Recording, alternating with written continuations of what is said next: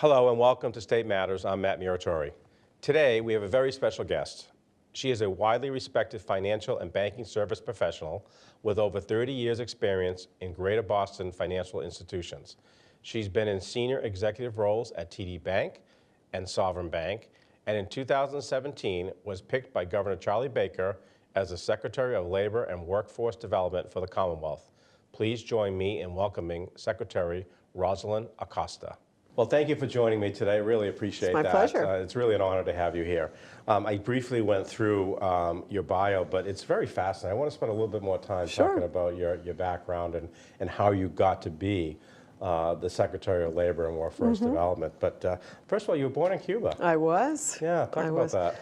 So I was born in Cuba. I came to this country when I was 3.5 years old, and you know, my parents still to this day are my heroes. I mean, the courage and the bravery to leave the country. They were both in their mid-30s. They were both well established. They both were teachers in Cuba, and the revolution started in 1959. They were very uncomfortable with what they were seeing, and they decided that they wanted myself, my brother, to have a better life in the U.S., and they left. They were political refugees here in the U.S. And fortunately, the U.S. and Johnson were a little kinder to Cuban refugees at the time. So we had an easier path. So there was a little opening there, and they took it. Yeah, there was an opening, and we had an easier path to citizenship than a lot of the other folks that have come over even since. Yeah. And I heard you recently talk at the Chamber, Plymouth Area Chamber annual meeting. You talked about that they were teachers, and then they came here. And talk about what they did here. When they so came. the journey is that typical beautiful American immigrant story, right? So my parents were both educators in Cuba, and when they got to the United States, they didn't speak English very well, and their licenses to teach really were meaningless. So which is a whole nother issue. It's an issue that we're certainly addressing now, but they went back to school eventually. They both started working in factories because they needed to survive. Mom worked in a sweater factory. Dad worked in a machine shop, which is interesting because he's the typical absent-minded professor, and how he has both hands still today. I'm happy. But they both went back to school, learned English, and eventually went back to school again and got their master's in teaching.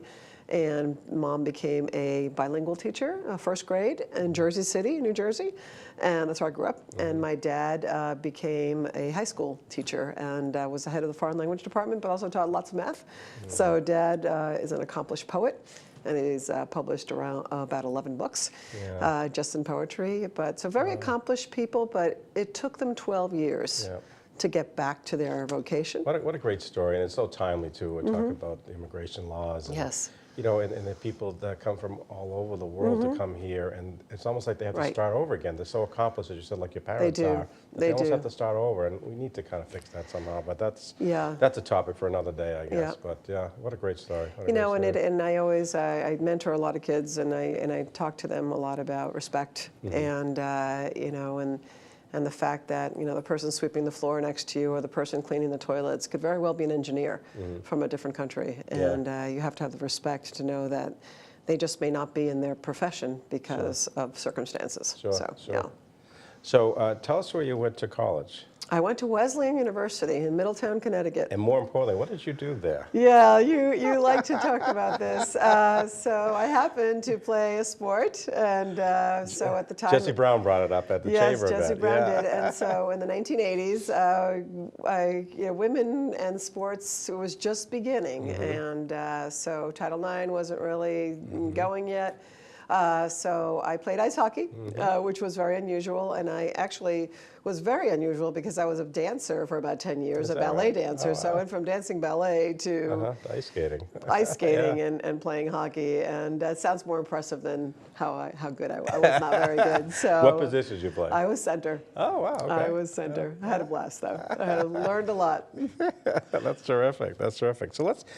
So you have recently been appointed by the governor. Yes. Back in 2017 to be secretary.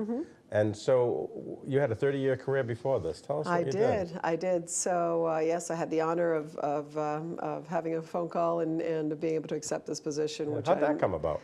I'm truly honored about it. I think reputation more than anything, Representative. I have been in the banking industry for 32 years, and that's not the full story, though. That's just half of me. The other half really is a lot of the work I've done in the nonprofit world, and have been doing work with boards and nonprofits for over 20 years. I was on the board of the Boston Foundation before I took this position. I also co-founded Milagros para Niños, which means Miracles for Children at Boston Children's Hospital. And the work that we did there was to help Hispanic kids that needed treatment and couldn't afford it. So we raised funds for them, as well as for international patients that came from international countries, to make sure that they're receiving the care they needed.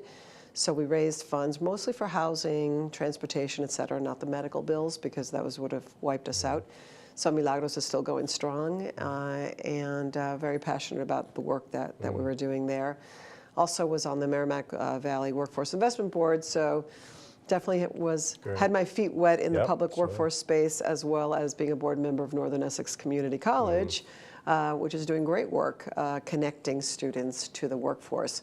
So in my professional work, combining that with the mission work, which really fed my soul, and really helping people achieve a higher capacity in their life and make sure that they were fulfilling and working to their capacity and not being underemployed or not employed. Right, so it's been a mission for me, and I really do. It's funny that you opened up asking me about where I was from and about my parents, because I think so much of what drives me are my parents, and watching them and the work ethic they had, and there were no excuses for failure, and there was never a sense of entitlement. It was always you give as much as you possibly can, you appreciate. But you always also have to contribute. Yes, so contributing is something that I grew up with as a mantra in my house. Sure. Yeah. What a great story. I'm sure they're your heroes too. They are my heroes. It took a lot of courage to leave. I bet. You and I have something in common, and actually we could probably do some sports teams together. Yes, we can. So you have 5 children, I have 6 children, so we could actually play basketball. So you're crazier than I am. We could play basketball against each other, we could play hockey against each other. That's right. I actually have to check the ages. I have all girls. So I have 4 boys and 1 girl, so we actually have a dating scene potentially here. We do. My oldest is 33. Mine is 30. Okay, well, there we go. She's still single, so we'll talk off camera after. That's great. You also, I would look at your bio, and you were named one of the top 100 most influential Hispanics in Massachusetts. Can you talk about that a little bit? Well, that was fascinating. El Planeta does a recognition to and what are they? El Planeta is a newspaper, and in the Boston area. And they recognize Hispanic, not just Hispanics, but folks that actually have been allies and have worked really hard to help Hispanics in the community, whether it's through leadership positions for jobs or just great community-based work. So El Planeta recognizes Hispanics in the community that are making an influence and making a difference. So, and you had some Harvard connection there too. I was a member of the Harvard Club, simply, and so I was on the leadership committee there afterwards, and they had named me as a distinguished woman in Boston. That's great. Yeah. Well, I appreciate you going through that. We always start our shows, and the folks here in the studio know this. We always start just to let a few questions to know who our guests are, but yours was so fascinating that I really wanted to get into a little bit more. Thank you, appreciate that. And we were talking about this in the office the other day too. It's just a fascinating background you have. Thank you. So what we do on this show is we try to educate the folks out there that do watch about how the state really matters with the local government. Right. And obviously workforce development has a huge impact. Can you tell us a little bit about the role of the Secretary of Labor and Workforce Development and what you folks actually do? Absolutely. Great question, because I think certainly before I took the job, I wasn't really sure. So there are multiple parts to this position. So it's labor and workforce. So, for example, the Department of Unemployment is under our Secretariat. So anyone that files for unemployment, that goes through our Department of Unemployment Assistance. Department of Industrial Accidents is also under the Secretariat. So most people think about that as workman's comp. So any workman's comp claims, if there's any dispute or an adjudication that we need to do, that goes through our Department of Industrial Accidents. Also Department of Labor Standards, where we work with public unions. Department of Labor Standards, where we work with municipalities to establish any kind of work standards, for example, about asbestos, about carbon monoxide, about prevailing wage, any kind of labor laws really go through the Department of Labor Standards, and then the public union negotiations with the Department of Labor Relations. So any public union negotiations go through our Department of Labor Relations. So that's really the labor piece of the title, and then there's the workforce piece of the title. And the workforce piece of the title runs the 30 career centers that we have in the Commonwealth of Massachusetts and our 16 workforce investment boards. And these are scattered all throughout? These are throughout Berkshires to Cape Cod. Now, what's the difference between the two? So the Workforce Investment Board oversees 16. 16 of those, okay. They oversee the career centers. Okay. So their job is to provide oversight on the career centers, but also they're our funnel for grants, and they're our funnel for any regional things that we're doing. And the Workforce Investment Board directors, their job is really to be out in the community, talking to employers, making sure that we are talking about the programs that the Secretariat has to offer, whether it's grants, whether it's policies that we're looking at, whether it's RFPs that we'll be issuing for certain programs like the Learn to Earn that I spoke about in the chamber not long ago. So their job really is to be our advocate of the workforce system. So it's a public workforce system, and I've got to tell you, I didn't know about this. As a private industry person, as I've been for all my career, I really didn't realize the power of our public workforce system. And the importance of it right now is certainly when we're in this so low unemployment rate at 3.5%, employers need some help with sourcing employees, and our career centers are a perfect place. So our Workforce Investment Board directors need to be out speaking to employers and telling them about these resources. Yeah, and you recently, again, spoke at the chamber. You were talking about, I believe you said there's probably 200,000 open jobs and 150,000 people looking for jobs. Correct. Trying to match them up. Correct. And so again, we are at the advantage of being in pretty much full employment, but we also have to be careful on not drawing a very broad lens on that. Averages are averages. So that means that something is higher and something is lower. So the average unemployment rate in a place like Springfield, for example, is 5.9%, not 3.5%, right? So when we look at Hispanics and African Americans, the rates are much higher. For African Americans, at 7.8%, and for Latinos, it's at 7.2%. So again, not everybody is benefiting equally from this full employment picture that we have. So our job is to make sure that we find those that are unemployed and pull them back into the workforce so that they can connect to good, high-paying jobs.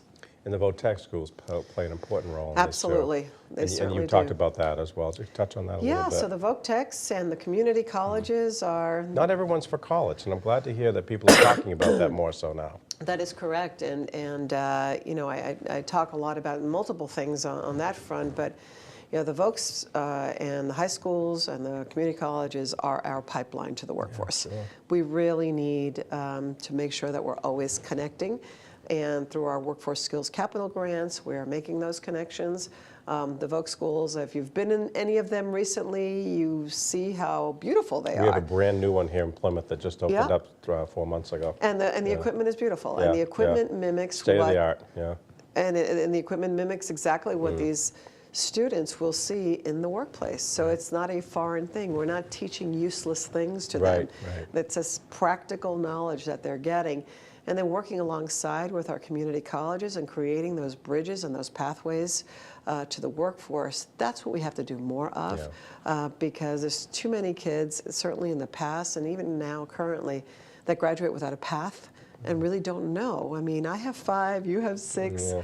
They're not born with a guidebook on Right, where to exactly. go after they Yeah. graduate from high school or even college. And there are far too many jobs out there that the job description just says BA required. Just far too many, when sometimes that's not really a requirement. And when you look at a labor market the way we have now, you have to be so much more intentional about looking at those job descriptions, because with the algorithms now of online job searches, as an employer, if you say you need a BA, and as a job seeker, I don't quite have one, I might be working towards one, but I don't have one yet, then you'll never see me. You'll never see me as a candidate for your job that I'd be probably overqualified That's for. a great point. I hope employees that are listening, take that point Yeah, up. It's yeah. a great point. What are some of the major priorities that the Baker-Polito administration are working on? Yeah, so we have several, and the governor, when he came into office, signed an executive order to form a workforce skills cabinet.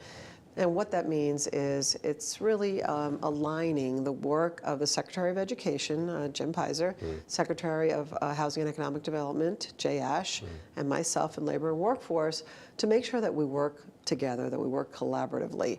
So we meet every 2 weeks, and we look at our goals, we align our goals, and we also align our grants. And that's really critically important, because there's so much overlap in everything we do. Yeah, well, if you think, you're right. If you think of it, there is a lot of overlap Absolutely. between the three. That's a great idea. Absolutely, and there's no way I could do my job without the Secretary of Education or the Housing and Economic Development. And one thing that I admire so much, one of the many things I admire so much about our governor, is that he really does not believe in silos. And so he's a great silo buster. Everybody in the cabinet has to work together. And so although formally the Workforce Skills Cabinet are the 3 that I mentioned, we work very closely with Health and Human Services, with the Department of Transportation, with Public Safety, for reentry programs, for prisoners. So we're all working very, very collaboratively, and it's the only way I know. Certainly that's what I bring from my private industry experience, and really has been a pleasant surprise finding that in government, that it's really very similar to how I've collaborated in the past. And we're doing that here. And it's all for the good of the Commonwealth, right? It's all for the good of being smarter with every dollar we receive. And our department is mostly federally funded. So most of the things that we do are through federal grants, not state money. And a lot of people, I think, don't realize that. I didn't realize that, yeah. Our entire Career Center pretty much is, and we do have some state money that goes towards the operations of the Career Centers, but for the most part, most of it is federal granted. And so we have to follow some pretty strict formulas required by the federal government, but we have enough license to be creative in how we implement our policies through that grant money. So that is something that a lot of people don't realize. So with the Workforce Skills Cabinet, through that work, one of our priorities has been our regional planning process, to really make sure that what we're doing on a state level makes sense on the ground.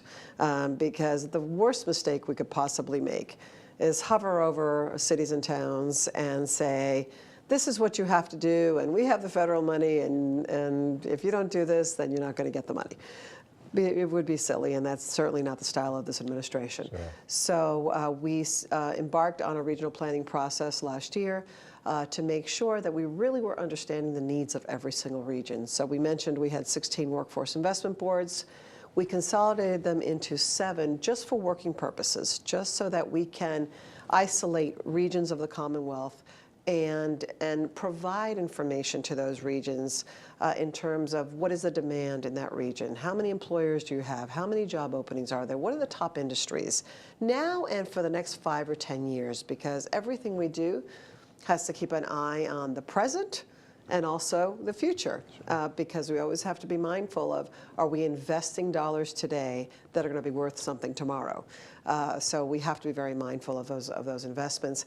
So we went through this exercise, and the blueprints have been presented to us. They were presented to us in December to all 3 secretaries, and there's still some work that needs to be done. They'll be posted for the public to comment on January 31st, and then we'll implement those plans within the next few months. And basically what was striking about all of these plans, and we're talking Berkshires to Cape Cod, what was striking about the plans was, yes, there were some differences, but what was more striking was the commonalities that we have in our Commonwealth in terms of the top industries that bubbled as places where there were skill gaps and high demand from employers. And in essence, there were three major industries: healthcare, which is our largest, by far, our largest industry in the Commonwealth, your business, manufacturing, another one, and IT was Which is surprising, the third. manufacturing, because you don't hear a lot about that anymore. Exactly. And manufacturing in the 90s was our second largest industry, and it fell to our fifth industry. But for the past 18 years, manufacturing has been holding steady at about 250,000 jobs in the Commonwealth. And as a matter of fact, for the first time in 18 years, we actually saw a 3,000 job increase this year in manufacturing. So the myth of manufacturing is dead. It's not. Terrific. That's it isn't terrific. dead. In your opinion, what's the state of the economy now here in 2018? It's strong. It's very, very strong. And with strength, right? There's always two sides of a coin, heads and a tail, right? So the positive is that it's really strong. We have a strong and stable economy here in Massachusetts. We're seeing that with profitability of companies. We're seeing that with obviously full employment. We're seeing that with new companies wanting to come to Massachusetts and really being attracted by 125 universities that we have here in colleges. We have the best healthcare system in the country. We're the most educated in the country by fact. 50% of our residents have a bachelor's degree. We are very environmentally friendly, so we're hitting off on the things that are very important. All the check boxes, yeah. And also very important to millennials, right? These things are very important. But to that end, we have to work much, much harder because we have such full employment and because we have employers that are really looking for more workers. Yeah. So we still have that gap. So we have to continue attracting people, but then we also have to get those folks that are chronically unemployed off the sidelines and join the job market, the labor force, so that we can hopefully start meeting the demands of our employers. Yeah, that's great. Any initiatives you're working on that will make a difference to low-income workers in Massachusetts? Yes, several, and one of my favorite initiatives that we're working on right now is our Learn to Earn initiative. And Learn to Earn is an initiative that we have. We've put $1.5 million to begin this process. We've awarded this money to 5 different nonprofit organizations to really help us design an answer to what's called the cliff effects. So today, if you're on food stamps or you're on TANF, any kind of support. What was the last one? TANF, which is the welfare, basically welfare. Okay. If you have any kind of social support from the public assistance, if you make above a certain amount of money, then you are in danger of losing your vouchers, your child care vouchers, your transportation vouchers, your housing vouchers. So we need to figure out a way to smooth that cliff for families. And it's called the cliff effect. So what happens, and we hear healthcare industry really has a lot to say about that, because if they want to hire, they have a lot of folks that are working part-time, but they would like to hire them for more full-time work or give them a raise, and they cannot. The worker will refuse to take it, because if they make a little more money, they fall off the cliff, they lose their vouchers, and then they can't afford those other things for the nominal raise that they received. So we need to work on this, and I think that could be very exciting and pretty transformative here in the Commonwealth.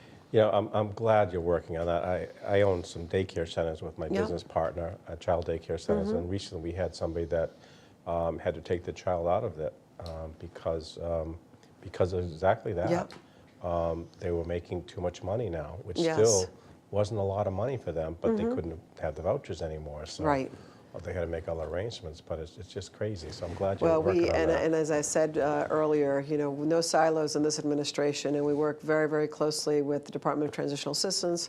Commissioner Jeffrey McHugh and his team are remarkable, and our team and his team work very closely, because we are determined to figure this out, and we are determined to fix this. Yeah, that's great. Anything you're doing specifically for Plymouth and the Plymouth area? So Plymouth, I'm so glad you bring this up because there's something I want to do for Plymouth. So Move here? Plymouth, yes. It's really the South further, Shore. then I really have to commute. When we get high rail speed over to Right, Boston, yeah, I'll let you know. So we have workforce training funds that are something that Plymouth needs to take advantage of, and Plymouth has not. As a matter of fact, as we were looking, we noticed that Plymouth actually has not received any workforce training funds. So we really need to get that fixed. And basically, every year. This is through employers. This is for employers to retrain or to train their workers on whatever skill they feel necessary. It's free money. It's free money. It is about $24 million a year that we have to give out to employers to retrain their incumbent workers, and it can be used for things like ESOL training. So I think most people think it's just for manufacturers, and we do have mostly manufacturers that have taken advantage of the Workforce Training Fund, but it can be used across industries. It doesn't have to just be in manufacturing. And we've seen about 43% more average hires because of the Workforce Training Fund, because it's attractive. People want to be trained. They want to learn more. The retention is higher for employers when they train their employees. There's more loyalty, et cetera. So I would ask the employers of Plymouth to go on the Commonwealth Corporation website, that's who administers this fund, and take a look at the Workforce Training Fund, learn a little bit more about it, give us a call. Happy to help Plymouth with some training of their employees. And again, it's free money. It's money that the employers pay into. They pay into this fund, this trust fund. So take advantage of it. Yeah, that's great. That's great. We only have another minute left, but I heard you talk about some rebranding. Oh, yes. Thank you for bringing that up. Yeah, absolutely. yeah. So, as I said, I come from the private industry, and I had no idea that we had 30 career centers in Massachusetts, nor did we have these 16 workforce investment boards that oversee them. The problem is that we have 46 different names. So anyone that knows anything about marketing knows that if you want something to be well known, you don't name it 46 different things. So we are rebranding, and we're very excited about this initiative, and our new name will be Mass Hire. And that will be on every Career Center door. That will be on every Workforce Investment Board door with some geolocators. So it'll say Mass Hire, Plymouth Career Center. And so you know where you are, but you also know that you now have joined the public workforce system, and so we'll be a little more visible. That's terrific. That's great. Well, once again, it's a real honor to have you here today. Oh, it's my pleasure. We really Thank you for having me. Oh, Thank you for having me. It's a real great honor to have you here, and we appreciate your time, and I'm sure we all learned a lot. It's my pleasure. Thank you. Thank you very much. Thank you again, Madam Secretary. Thank you. Thank you. We hope you enjoyed today's show and found it informative. I want to again thank Dave, Ben, and all the staff and volunteers at PAC TV for all they do for this show and for the community in general. Thanks for watching, and we'll see you next time on State Matters.